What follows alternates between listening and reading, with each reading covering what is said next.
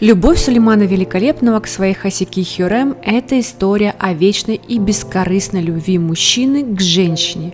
Хотя, конечно, Хюррем и говорила, что любит султана, но по факту его любовь просто стала для нее подарком судьбы и возможностью подняться вверх, получить власть в свои руки.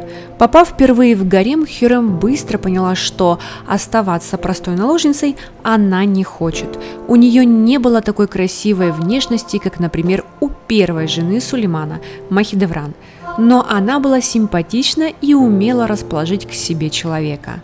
А еще Хюррем обладала хитростью и была умна. Она планировала все свои действия на несколько шагов вперед. Первым этапом реализации своих планов было завоевать и удержать любовь султана, затем родить ему сына и стать женой, получив к имени титул «Султан».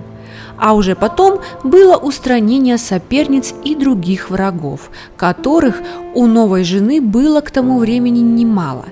Хюррем была одержима идеей, что только ее сын был достоин стать следующим султаном вопреки всем обычаям мусульман, хотя в то время действовал закон Фатиха, позволяющий новому султану убить всех своих братьев. Больше всего шансов на престол имел старший сын, а старшим сыном Сулеймана был Мустафа, ребенок от Махидевран. Мустафа был хорошим, любящим сыном, он просто обожал своего отца. Кроме того, он был образован и добр. За это его любили и уважали и в народе, и среди чиновников и янычар. Потом у Хюррем родился первенец, мальчик по имени Мехмед. С самого начала хасики возлагала все свои надежды на своего любимого Мехмеда. В ее глазах он уже был султаном. Осталось дело за малым – устранить главного конкурента на пути к престолу для своего сына. Конечно, это было не так-то просто сделать. Все-таки Мустафа был старший сын Сулеймана, и отношения у них поначалу были нормальные. Мустафу даже сначала отправили в Манису на обучение. Тогда было принято всех шахзаде направлять в различные провинции империи для того, чтобы они могли изучить основы устройства государства и быть подготовленными к будущему правлению. Вполне естественно, что наиболее престижно было находиться в тех провинциях, которые располагались ближе всего к столице. По законам того времени сам султан не мог открыто назначить своего преемника. Считалось, что тем самым он нарушит волю Всевышнего, ведь только Аллаху известно, кто из всех сыновей султана более достоин стать следующим правителем. Но больше всего шансов на успех было у того шахзаде, чья провинция ближе всего находилась к Стамбулу, и кто первый после известия о смерти султана успеет прибыть в столицу. Хотя бывали в истории и исключения. Например, был случай, когда сын почившего султана первым прибыл в столицу, но чиновники, визири и янычары отказались принести ему клятву верности, и трон достался другому сыну. Это является примером того, что немаловажную роль играет не только тот, кто первый успел вернуться в Стамбул, но и тот, кто смог завоевать доверие и поддержку сановников и приближенных султана. А Мустафу очень любили и поддерживали янычары, и именно это обстоятельство и использовала Хюррем, чтобы устранить соперника своего сына. Она пользовалась доверием Сулеймана, и поэтому для нее не стало проблемой очернить старшего сына в его глазах. Хюррем убеждала султана, что Мустафа жаждет получить трон, не дожидаясь смерти Сулеймана, и планирует использовать янычар для поднятия бунта. У Сулеймана не было причин не доверять своей хасики, поэтому султан отозвал старшего сына из Манисы и направил его в более отдаленную провинцию. Махидевран все сильнее переживала за себя и за своего сына, ведь она соблюдала традицию османов – одна наложница, один сын. Мустафа был ее единственным ребенком, поскольку второго сына родить она не могла, а потом в гареме появилась Хюррем, полностью завладевшая султаном.